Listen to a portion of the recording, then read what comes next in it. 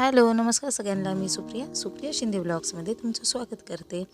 तर आज एक नवीन व्हिडिओ घेऊन आलेली आहे तुमच्यासाठी। हा व्हिडिओ नक्की शेवटपर्यंत पहा, म्हणजे कळेल की हा व्हिडिओ मी कशासाठी आज बनवलेला आहे। हो, कारण आपल्या घरामध्ये लहान मुलं असतील तर आपल्या घरातले आरसे खूप घाण होतात। मुलं त्याला खरकटे हात लावतात, कधी कधी तेलाचे हात लावतात। तर ह्याच्यावर हा व्हिडिओ आहे। काही नाही, आपल्या घरातले जी अर्धी राहिलेली कोलगेट आहे, कधी आपण त्याच्यातलं कोलगेट काढून घेतो, कधी ती ट्यूब तशीच फेकून देतो।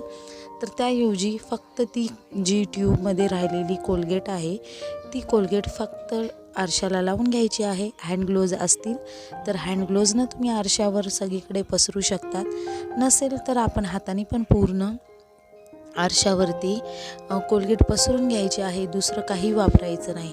आणि हो, जर तुम्ही निरमा किंवा साबणीचा वापर करत असाल किंवा कपडे धुण्याच्या साबणीचा वापर करत असाल, साबण एक ठीक आहे, साबण एवढी हानिकारक नाही आहे, कारण आपण अंगाला लावतो, पण अंगाची जी साबण आहे तीच वापरायची आहे आरसा साफ करायला। कपड्यांची पावडर किंवा कपड्यांची साबण वापरायची नाही आहे, कारण त्याच्यामुळे आरशावरचा पारा कमी व्हायला होतो आणि आरसा हा अंधक होतो। तर हे दोन्ही वापरण्यापेक्षा तुम्ही कोलगेट लावू शकता, कारण कोलगेट एवढं हार्ड नसतं, कारण ते आपण आपल्या दातांवर यूज करतो। तर बघा, लावल्याच्या नंतर 10 ते 5 मिनिट असं सोडून द्यायचं आहे आणि असं करून पाहायचं आहे। जर असं झालं नाही तर समजायचं आहे अजून आरसा क्लीन नाही झालेला आहे। तर इथं तुम्हाला दिसतं, कारण ते ट्रान्सपरंट दिसतं आहे, म्हणून मी हा आधी आरसा साफ करायला घेतला, कारण हे ऑलरेडी पूर्ण क्लीन झालं आणि कोलगेटनं पूर्ण आरशावरचे डाग आणि राहिलेलं पूर्ण तेल आरशावरचं, जे माझा मुलगा सारखं तेलाच्या हात आरशाला लावतो, किती वेळा सांगितलं तरी पण, तर ते पूर्ण ॲब्झॉर्ब करून घेतं कोलगेट। तर बघू शकता तुम्ही किती क्लीन निघतोय आरसा बघा।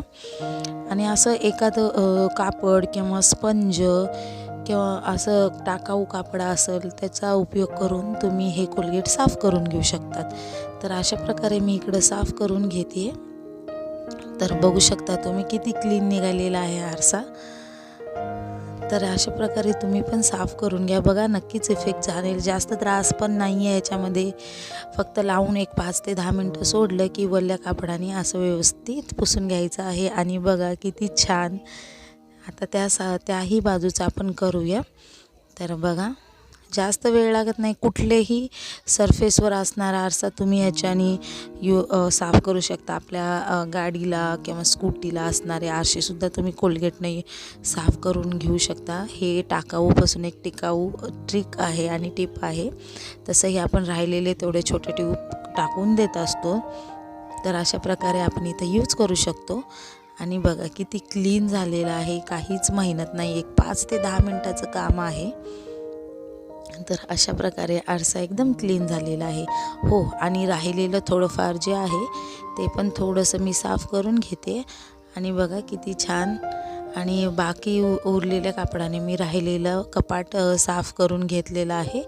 आणि राहिलेला जो थोडासा पाणी वगैरे असतं पुसलेलं, तर आपले टिश्यू पेपर घ्यायचे आहेत। टिश्यू पेपर ऑप्शनल आहेत, नसेल तर काही हरकत नाही, एक सुका फडका घ्यायचा आहे, किंवा तुमच्या घरात सगळ्यांच्याच घरामध्ये न्यूजपेपर असतात, एक न्यूजपेपरचा छान असा गोळा करायचा आहे आणि न्यूजपेपरनं हा आरसा पुसून घ्यायचा आहे। तर माझ्याकडे अवेलेबल होते टिश्यू पेपर, म्हणून मी टिश्यू पेपरचा इथं उपयोग केलेला आहे। तर अशा प्रकारे व्यवस्थित पुसून घ्यायचं आहे राहिलेलं सगळं घाण किंवा थोडंफार राहिलेलं पाणी, कारण आपण नंतरनं ओल्या कापडाने पुसलं होतं, तर ते राहिलेलं सगळं पाणी टिश्यू पेपरनं निघून जातं।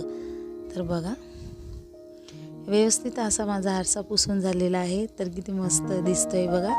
आणि हा आहे फायनल लुक, सगळं किती छान उठून ठळक सगळं दिसतंय बघा आरशाचं। आणि इकडचा पण आरसा माझा खूप छान निघालेला आहे। तर आजचा व्हिडिओ जर तुम्हाला आवडला असेल तर माझ्या चॅनलला नक्की एकदा भेट द्या आणि माझ्या चॅनलला लाईक करा, सबस्क्राईबचं बटन दाबा।